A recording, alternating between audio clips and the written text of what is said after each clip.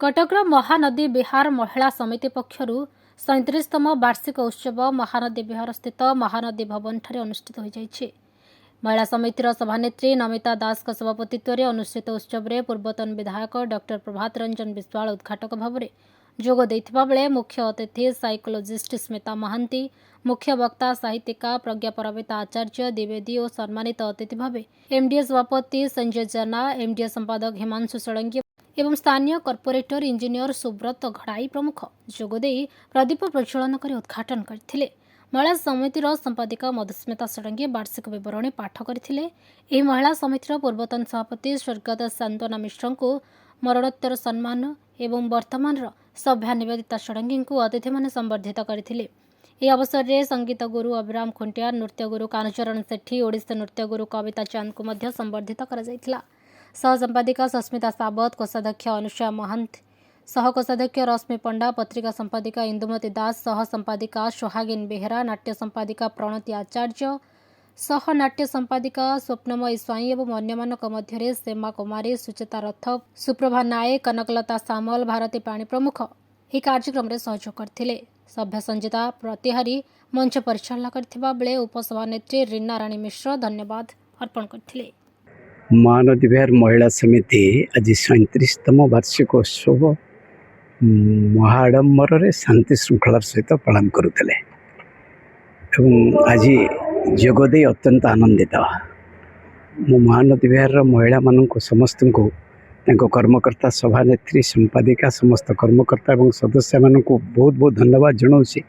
37 वर्ष धरी सुंदर भाव में महिला माने एकाठी विभिन्न कार्यक्रम निज भितर नाटक, निज भितर विभिन्न प्रतियोगिता, विभिन्न कार्यक्रम करते। जनवरी 26 टू आरंभ कर अगस्ट 15 जहाँ तक रिपोर्ट रही जी निजे जाने भल भाव समस्त को सुंदर भाव में सबू कार्यक्रम सामिल होते एवं समस्त सहित महानदी विहार डेवलपमेंट एसोसिएशन महानदी विहार विभिन्न जगन्नाथ सांस्कृतिक परिषद विभिन्न परिषद सहित महिला समिति पूरा जोड़ी रही था।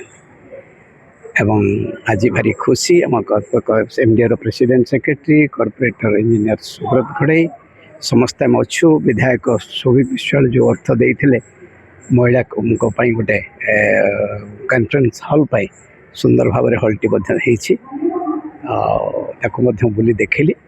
महिला माने आहुरी एकत्रित होंतु ए वार्ता देकी गली सान पीढ़ी प्रत्येक महिला परिवार पिला माने माँ मान को अनुकरण करंतु ए कथा समस्त को अनुरोध करी सुस्थ महिला समिति एकाठी हेले सुस्थ समाज गठन करिवारे महिला मानकर भूमिका यथेष्ट रहे। मो ना हिमांशु षडंगी, मो महानदी विहार डेवलपमेंट एसोसिएशन संपादक। मु प्रथम महानदी विहार डेवलपमेंट एसोसिएशन सबू महानदी विहार वार्षिक तरफ महानदी विहार महिला समिति की अशेष धन्यवाद देवी जे से माने यही कार्यक्रम विगत 35-37 वर्ष है कर सबू प्रकार कार्यक्रम जो बड़े जो जगार रिलीफ टू नहीं कि हेल्थ कैंप टू नहीं कि रज महोत्सव सबू कम से प्रति वर्ष प्रति समय सबू कार्यक्रम करुँच। तेणु से प्रति अशेष धन्यवाद देवी आर जेतक कर्मकर्ता और अच्छा सभ्य मान को अशेष धन्यवाद दूसरी जे से माने लगातार भाव में यही कार्यक्रम को करुँच और आगू को बढ़ी चलतु प्रति मोर मो मधुस्मिता षडंगी वर्तमान कार्यकारी कमिटीर मु संपादिका। यहाँ आमर एनुअल फंक्शन आगुरु बहुत वर्ष आगुरु से प्रत्येक वर्ष करा जाउथिला, वर्तमान या 2 वर्ष थे करा जाउची। आज आमर से एनुअल फंक्शन 37तम वार्षिक उत्सव आमर आज अनुष्ठित होची महानदी भवन ठारे। कौन सब कार्य वर्ष सारा चलुची कौन आज आमर प्रत्येक मासरे जेंती आम ओडिया संस्कृतिर 12 मासरे 13 पर्व भलिया आम समितिर मध्य सबु मासरे किछि ना किछि फंक्शन आमर करा जाय थाए। प्रत्येक मासरे आमर किछि किछि चल थाए जेमति कि जनवरी मासरो धर आमर एनुअल स्पोर्ट्स आरंभ होला, तापरे आमर जॉय ऑफ गिविंग जोठी कि आमे को जगह को जाइकिरी आमे आर्थिक अर्थ राशि अनुदान देई थाउ। आउ तापरे आमर पंचुगरे मुरुज पका हुए ମହିଳା ଦିବସ ପାଳନ କରାଯାଏ, ମାତୃ ଦିବସ ପାଳନ କରାଯାଏ, ପଖାଳ ଦିବସ ପାଳନ କରାଯାଏ। ତାପରେ ଆମର ଶୀତ ଦିନ ଆସିଲେ ଆମର ସବୁ ବର୍ଷ ଗୋଟେ ପିକନିକ୍ ହୁଏ ମହିଳା ସମିତି ସଭ୍ୟମାନଙ୍କର, ଯୋଉଟାକି ସମସ୍ତଙ୍କର ଭାରି ପ୍ରିୟ। ଗୋଟେ ପିକନିକ୍ ନିହାତି ଭାବରେ ସେ ଏନ୍ଜୟ କରନ୍ତି, ସମସ୍ତେ ଉପଭୋଗ କରିଥାନ୍ତି ତାକୁ। ତାପରେ ଆମେ ବର୍ଷର ଶେଷରେ ବି ଆମେ ତାକୁ ବର୍ଷକୁ ଉଚ୍ଛେଦ ଦେଉ। ତାପରେ ରଜ ପର୍ବଟା, ରଜ ମଉଜଟା ଆମର ହେଉଛି ବେଶ ମାନେ ସମସ୍ତଙ୍କର ଗୋଟେ ମନଲୋଭା ପର୍ବାଣୀ ଭିତରେ ଆମର ଯାଉଛି। ସେଠି ଦୋଳି ଫୋଳି ସହିତ ଆମର ଏଠି ପିଠା ପଣାର ଆସର ପୁରା ବହୁତ ଭଲ ଭାବରେ ଜମେ। ଆଉ ଗୋଟେ ଆମର ଯେଉଁ ଆମର ଓଡ଼ିଆ ସଂସ୍କୃତିର କୁଆଁର ପୁନେଇ ପର୍ବ, ତାକୁ ମଧ୍ୟ ଆମେ ବହୁତ ବେଶ ଆଡ଼ମ୍ବର ସହିତ ପାଳନ କରିଥାଉ। ଆଉ କ'ଣ ଯାହା ବି ଆମର ରହିଲା ପର୍ବପର୍ବାଣୀ, କିଛି ଏମିତି ନାହିଁ ଯୋଉଟାକି ଆମେ ମହିଳା ସମିତି ତରଫରୁ ପାଳନ କରିନଥାଉ। ସମସ୍ତେ ଏକାଠି ହେଇକିରି ଆଉ କିଛି ଯେମିତିକି ଆମର ସ୍ୱାଧୀନତା ଦିବସ ହେଲା କି ଗଣତନ୍ତ୍ର ଦିବସ ହେଲା, ଆକୁ ବି ଆମେ ପାଳନ କରିଥାଉ, କିନ୍ତୁ ମହାନଦୀ ବିହାର ସବୁ ଅନୁଷ୍ଠାନ ସହିତ ମିଳିତ ଭାବେ। ମୁଁ ହେଉଛି ସଞ୍ଜୟ କୁମାର ଜେନା, ମହାନଦୀ ବିହାର ଡେଭଲପମେଣ୍ଟ ଆସୋସିଏସନର ସଭାପତି ଅଛି। ନିହାତି ଭାବରେ ଆପଣ ତ ଏମ୍ଡିଏ ତରଫରୁ ବହୁତ କାର୍ଯ୍ୟକ୍ରମ କରାଯାଉଛି। ମହିଳା ସମିତିର ଯେଉଁ କାର୍ଯ୍ୟକ୍ରମ ହେଇଛି, କ'ଣ ଶୁଭେଚ୍ଛା ଦେବା ପାଇଁ ଚାହିଁବେ ଏମ୍ଡିଏ ପ୍ରେସିଡେଣ୍ଟ ହିସାବରେ?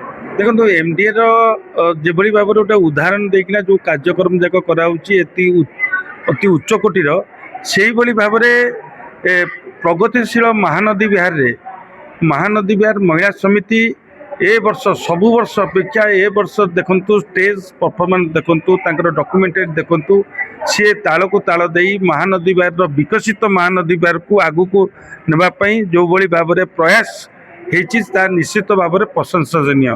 ମୁଁ ଧନ୍ୟବାଦ ଦେବି, ଆମର କଥା ଦେଇ କଥା ରଖିଛନ୍ତି ଏବଂ ମହିଳା ସମିତିଙ୍କର ଯେଉଁ କାର୍ଯ୍ୟକଳାପ ନିଶ୍ଚିତ ଭାବରେ ସବୁବେଳେ ପ୍ରଶଂସନୀୟ।